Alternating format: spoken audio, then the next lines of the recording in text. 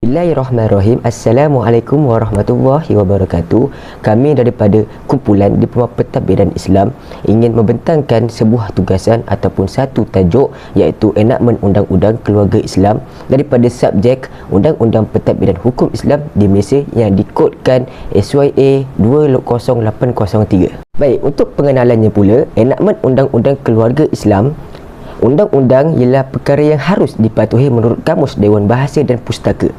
Berdasarkan Akta Undang-Undang Keluarga Islam Wilayah-Wilayah Persekutuan tahun 1984, iaitu Akta 303, suatu akta bagi mengkanonkan peruntukan-peruntukan tertentu Undang-Undang Keluarga Islam mengenai perkahwinan, penceraian, nafkah, penjagaan dan lain-lain perkara berkaitan dengan kehidupan keluarga. Maka undang-undang ini diperbuat oleh Duli Yang Maha Mulia Seri Paduka Baginda Yang di-Pertuan Agong dengan nasihat dan persetujuan Dewan Negara dan Dewan Rakyat yang bersidang dalam Parlimen dengan kuasa daripadanya. Baiklah, seterusnya, yang pertama, tajuk ringkas, pemakaian dan mula berkuat kuasa undang-undang ini. Akta ini boleh dinamakan Akta Undang-Undang Keluarga Islam Wilayah-Wilayah Persekutuan tahun 1948 dan terpakai ianya bagi wilayah-wilayah persekutuan Kuala Lumpur dan Labuan. Akta ini hendaklah mula berkuat kuasa pada tarikh yang ditetapkan oleh Yang di-Pertuan Agong melalui pemberitahuan dalam warta. Dan yang kedua, dalam akta ini juga, melainkan jika konteksnya mengkehendaki makna yang berlainan, Akta Pentadbiran artinya Akta Pentadbiran Undang-Undang Islam Wilayah-Wilayah Persekutuan tahun 1993. Ini adalah anak dara, artinya seorang perempuan yang belum pernah bersetubuh, sama ada sudah berkahwin ataupun belum. Yang kedua, bala, artinya umurnya bala mengikut hukum syarak. Yang ketiga, balu, artinya perempuan yang suaminya telah mati. Dan yang keempat, bermastautin, artinya tinggal tetap atau pada kelazimannya tinggal dalam sesuatu kawasan tertentu. Dan yang keempat, darar syari, artinya bahaya yang menyentuh isteri mengenai agama, nyawa, tubuh badan, akal, fikiran, akhlak atau harta benda mengikut kebiasaan yang diakui oleh hukum syarak. Dan yang terakhir, iaitu hakim syari atau hakim, artinya hakim mahkamah tinggi syariah yang dilantik di bawah Seksyen 43(1) Akta Pentadbiran dan pelbagai lagi antara tafsiran-tafsirannya. Seterusnya adalah kecualian prerogatif, iaitu tiada apa-apa jua yang terkandung dalam akta ini boleh, iaitu Akta 482 mengurangkan atau menyentuh hak-hak prerogatif dan kuasa-kuasa Yang di-Pertuan Agong sebagai Ketua Agama Islam dalam wilayah-wilayah persekutuan sebagaimana yang ditetapkan dan dinyatakan dalam Perlembagaan Persekutuan. Yang keempat, pemakaian, kecuali sebagaimana yang diperuntukkan dengan nyata selainnya. Akta ini terpakai bagi semua orang Islam yang tinggal dalam wilayah persekutuan dan bagi semua orang Islam yang bermastautin dalam wilayah persekutuan tetapi tinggal di luar wilayah persekutuan. 5. Kriteria bagi memutuskan sama ada seseorang itu orang Islam. Baik, jika bagi maksud-maksud akta ini timbul apa-apa soal tentang sama ada seseorang itu orang Islam, soal itu hendaklah diputuskan mengikut kriteria reputasi am tanpa membuat apa-apa percubaan untuk mempersoalkan keimanan, kepercayaan, kelakuan, perangai, watak, perbuatan atau kemungkiran orang itu. Yang keenam, perkahwinan yang masih berterusan hendaklah disifatkan sebagai didaftarkan di bawah akta ini dan boleh dibubarkan hanya di bawah akta ini juga. Yang pertama, tiada apa-apa jua dalam akta ini boleh menyentuh sahnya sesuatu perkahwinan Islam yang telah diakad nikahkan di bawah mana-mana jua undang-undang, di mana-mana jua pun sebelum tarikh yang ditetapkan. Yang kedua, perkahwinan sedemikian jika sah di bawah undang-undang yang di bawahnya ia telah diakad nikahkan, hendaklah disifatkan sebagai didaftarkan di bawah akta ini. Yang ketiga, tiap-tiap perkahwinan sedemikian melainkan jika tidak diakui di bawah undang-undang yang di bawahnya ianya telah diakad nikahkan, hendaklah berterusan sehingga dibubarkan. Yang pertama, dengan kematian salah seorang daripada pihak-pihak yang berkahwin itu, antara suami ataupun isteri, ataupun B, dengan apa-apa talak sebagaimana yang dilafazkan di bawah akta ini. C, dengan perintah mahkamah yang layak berbidang kuasa. Dan yang terakhir, dengan penetapan pembatalan yang dibuat oleh mahkamah yang layak berbidang kuasa. Di dalam bab perkahwinan, iaitu Akta Undang-Undang Keluarga Islam di bawah Negeri Kedah, iaitu pada tahun 2008 di bawah Seksyen 7 di bawah Akta Orang yang boleh mengakad nikahkan, iaitu orang yang boleh mengakad nikahkan perkahwinan iaitu perlu melakukan apabila melakukan sesuatu perkahwinan hendaklah mengikut peruntukan enactment dan diakad nikahkan mengikut hukum syarak yang oleh di hadapan pendaftar. Selain itu juga, orang yang mengakad nikahkan perkahwinan perlu ada wakil wali di hadapan dan dalam masa yang sama mendapat kebenaran pendaftar. Seterusnya, dari segi pendaftaran perkahwinan pula, terdapat beberapa prosedur yang perlu dipatuhi untuk melakukan perkahwinan. Antaranya yang perlu dilakukan ialah mendapat borang permohonan kebenaran perkahwin yang berharga RM1 iaitu setiap satu, serta mengisi segala maklumat yang diminta dalam borang tersebut. Di samping itu juga melampirkan perakuan-perakuan yang berkaitan dengannya sebanyak 2 salinan setiap satu, antaranya kad pengenalan diri lelaki, perempuan, wali dan 2 orang saksi. Di samping itu juga pendaftar boleh memberi kebenaran berkahwin dan menjelaskan bayaran sebanyak RM1,500. Tambahan pula, memilih tempat majlis akad nikah dilaksanakan, dan pada masa yang sama upacara majlis akad nikah, dan akhir sekali pula ialah orang yang boleh mengakad nikah. Dan yang terakhir pula dari segi larangan perkahwinan di sini ialah di bawah Seksyen 9, iaitu pertalian. Antara larangan perkahwinan ialah pertalian kekeluargaan, iaitu nasib yang dilarang berkahwin. Manakala di bawah Seksyen 9 Perkara 2, larangan perkahwinan oleh sebab pertalian perkahwinan atau musaharan. Manakala di bawah Seksyen 9 Perkara ketiga, seorang lelaki dan perempuan tidak boleh berkahwin sebab susuan. Dan yang terakhir, Seksyen 14 di Perkara 1, iaitu tiada seorang perempuan yang dengan seseorang lelaki berterusan berkahwin dengan lelaki lain. Tajuk perceraian. Perceraian atau pembatalan perkahwinan secara amnya adalah tindakan untuk menguraikan atau melepaskan ikatan sebuah pernikahan. Perceraian selalunya terjadi kerana terdapat beberapa konflik dalam rumah tangga yang tidak dapat diselesaikan oleh pihak suami dan isteri dengan cara yang baik. Maka perceraian adalah salah satunya cara untuk menyelesaikan masalah tersebut. Perceraian dan pembubaran selalunya terletak kepada pihak suami dan dalam keadaan tertentu dalam mahkamah. Terdapat beberapa enactment yang perlu diikuti untuk memastikan perceraian yang dilakukan oleh sesebuah pasangan bukanlah perceraian yang dilakukan dengan sesuka hati tanpa campur tangan undang-undang. Selain perceraian, pembubaran perkahwinan juga boleh dilakukan dalam pelbagai cara, antaranya talak, khuluk, fasakh dan juga cerai taklid.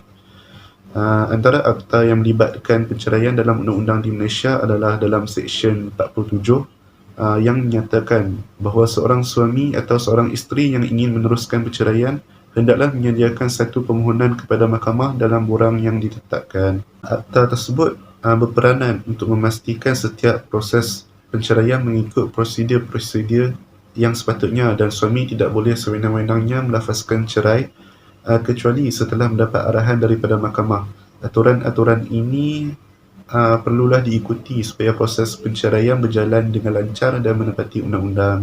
Untuk lafaz perceraian boleh dibahagikan kepada 2 lafaz, iaitu lafaz secara jelas atau dikenali lafaz soreh, dan juga lafaz kinayah, iaitu lafaz secara kiasan atau dalam erti kata lain lafaz yang kurang jelas.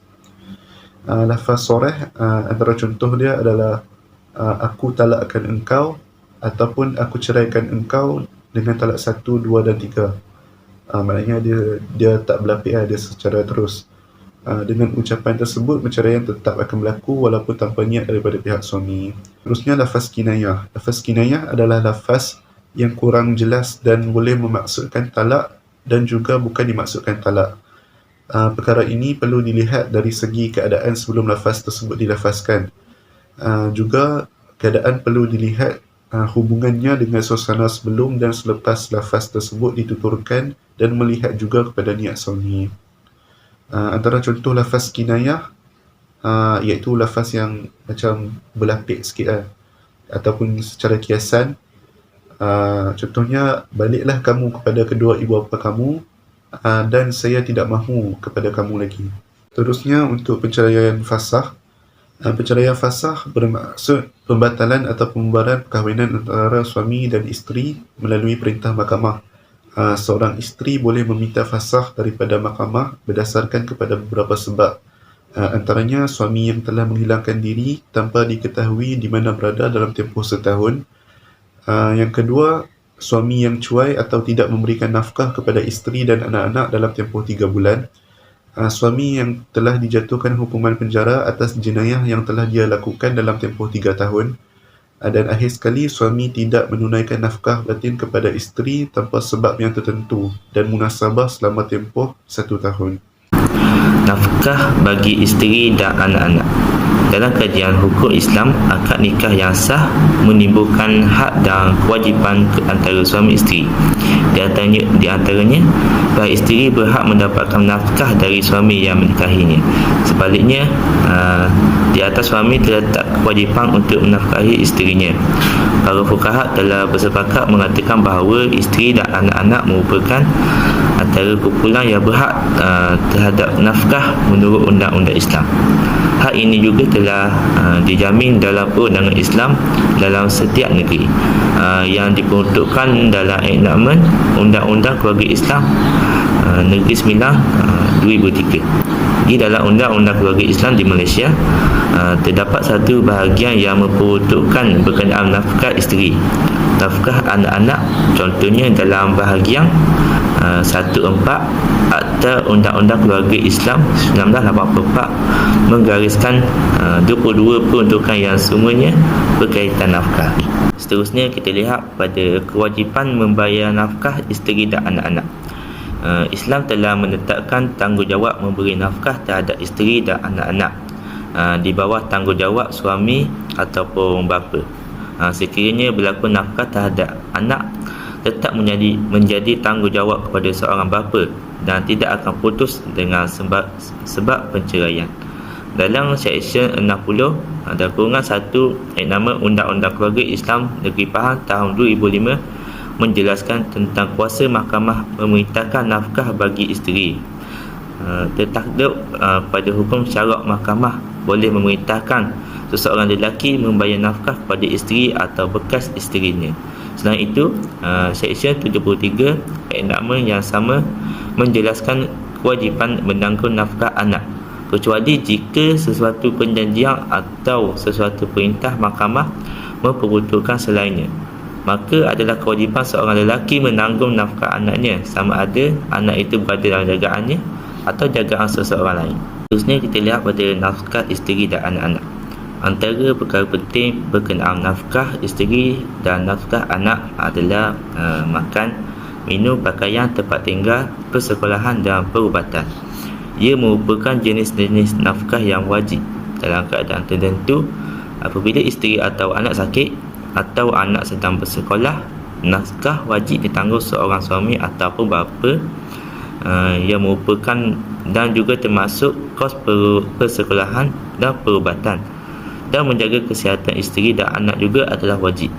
Ini semua bergantung pada fakta dan kes masing-masing, terutamanya jika suami berkemampuan menjadikan semua itu. Kadar nafkah adalah mengikut kemampuan suami ataupun bapa. Walaupun demikian, Islam tidak membebankan seorang suami atau bapa melebihi kemampuannya. Jadi suami perlu menanggung isteri dan anak dalam lingkungan pendapatannya itu, melainkan dia berkemampuan untuk meningkatkan taraf hidup keluarga tanpa mengganggu tanggungjawab lain. Sekiranya isteri reda tidak diberi nafkah, suami terlepas dari kewajipannya. Namun sebaliknya, jika suami enggan untuk memberi nafkah, nafkah tersebut akan menjadi hutang bagi pihak isteri. Nafkah kepada isteri dan anak-anak tetap wajib meskipun ketua keluarga jatuh miskin atau bencana yang berlaku. Majoriti ulama berpendapat bahawa nafkah terhadap isteri dan anak lebih utama daripada ibu bapa. Kadar nafkah untuk isteri dan anak tiada penetapan khusus, hanya ditentukan berdasarkan kepada konsep cukup. Cukup ditentukan berdasarkan adat, kebiasaan dan kemampuan pemberi nafkah. Dalam perbincangan undang-undang hukum Islam, iaitu tentang hak penjagaan anak, iaitu hadonah. Pihak lelaki yang mendapatkan hak hadonah disebut sebagai hadin, manakala hadinah bagi perempuan. Hak kanak-kanak lebih diutamakan daripada yang lain apabila berlaku perebutan. Apa jua keputusan perlu merujuk kepada kepentingan terbaik kanak-kanak itu secara keseluruhannya. Apabila disebut pertikaian hadonah, ia membabitkan anak kecil dan bukan anak yang sudah memayis. Tempoh penjagaan bagi anak-anak kanak-kanak lelaki tamat apabila cukup umur 7 tahun dan 9 tahun bagi kanak-kanak perempuan. Tempoh ini telah ditetapkan oleh Undang-Undang Keluarga Islam di Malaysia. Namun tempoh tersebut boleh dilanjutkan mahkamah atas permohonan sehingga usia 11 tahun bagi kanak-kanak perempuan dan 9 tahun bagi lelaki. Namun berlainan bagi hak jagaan anak bagi anak tidak sah taraf, di mana hak jagaan anak tersebut adalah milik mutlak ibu kandung dan saudara mara sebelah ibu menurut Seksyen 86 Enakmen Undang-Undang Keluarga Islam Negeri Selangor 2003. Yang menyebabkan seseorang wanita itu hilang kelayakan sebagai penjaga. Yang pertama, wanita itu berkahwin lain dengan lelaki yang tidak mempunyai pertalian dengan kanak-kanak tersebut. Yang kedua, jika wanita itu berkelakuan buruk secara keterlaluan. Yang seterusnya, jika wanita itu menukar tempat pemastautinnya. Yang seterusnya, jika wanita itu cuai menganiayai kanak-kanak tersebut.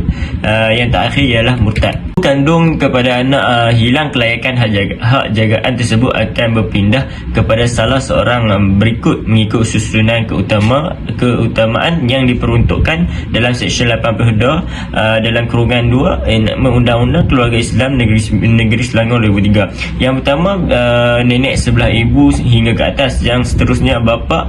Yang seterusnya nenek sebelah bapa hingga ke atas. Yang seterusnya kakak atau adik perempuan seibu. Kemudian kakak atau adik perempuan sebapa, dan diikuti dengan anak perempuan dari kakak atau adik perempuan seibu sebapa. Kemudian anak perempuan dari kakak atau adik perempuan seibu. Yang seterusnya anak perempuan dari kakak atau adik perempuan sebapa. Kemudian emak saudara sebelah ibu dan diikuti emak saudara sebelah bapa. Dan yang terakhir, waris lelaki yang boleh menjadi warisnya sebagai asabah atau residuari.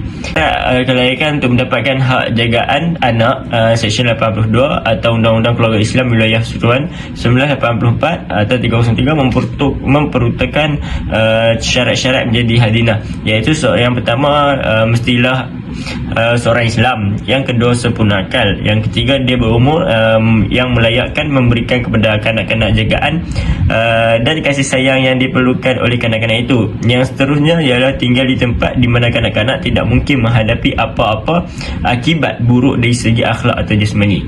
Lalu kepada syarat-syarat yang disetujui oleh pihak-pihak, sekiranya tidak ada apa-apa syarat, tempoh penjagaan ialah sehingga kanak-kanak tersebut berusia 8 tahun dan nafkah bagi anak yang tidak berkeupayaan selama ketidakupayaan itu berterusan atau sehingga ditentukan oleh mahkamah. Hari ini saya akan membincangkan tentang pembahagian harta pusaka.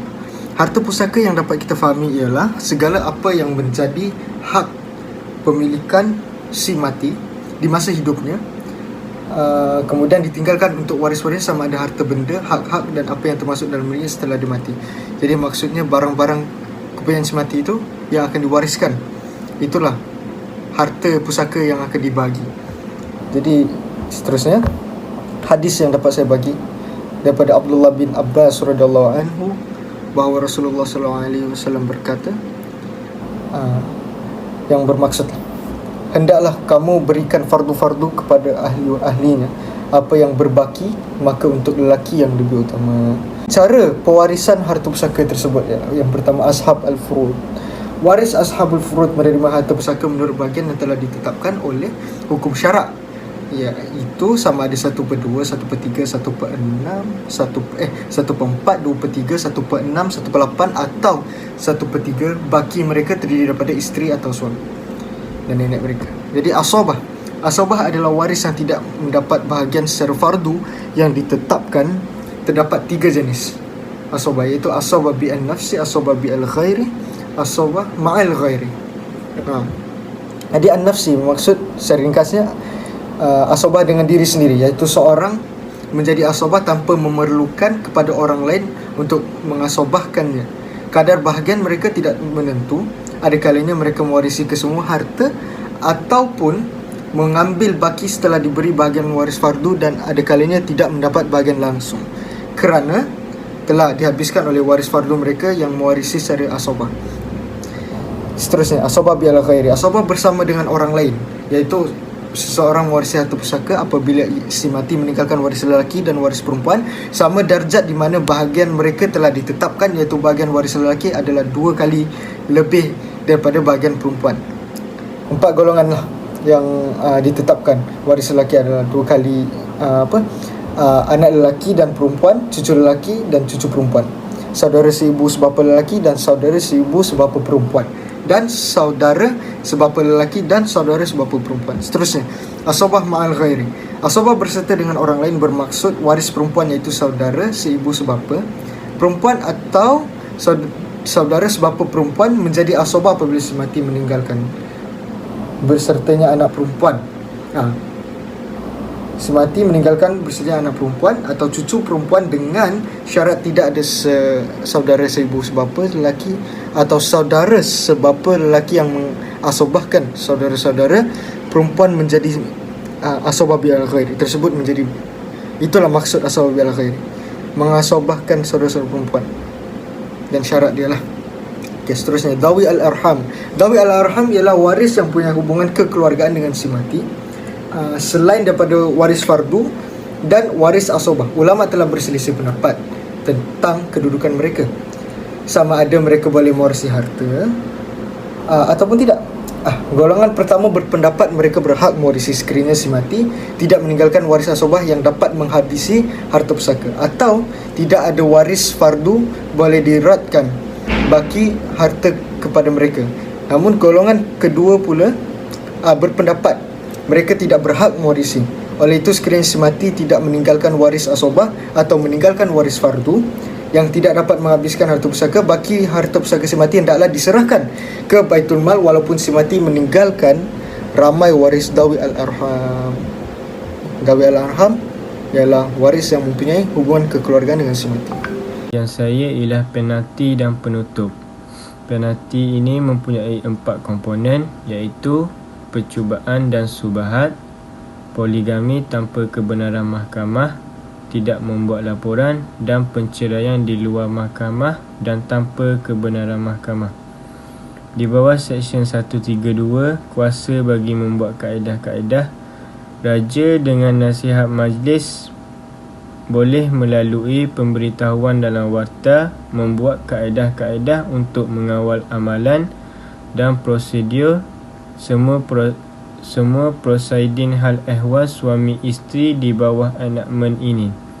Enakmen ini mengikut sebagaimana yang difikirkannya bermanfaat dan kaedah-kaedah untuk menetap dan mengawal fee dan kos yang kena dibayar dalam semua prosidin itu.